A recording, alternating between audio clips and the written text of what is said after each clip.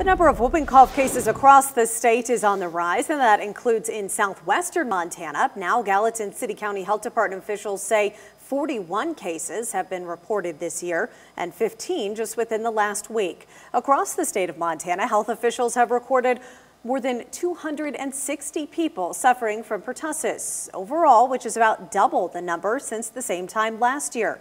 Clusters have also been reported in various school districts, including at Montana State University. The health department there said Officer Matt Kelly says the number of reported may be climbing due to the fact that awareness is rising, and the best way to stop it is protection through prevention.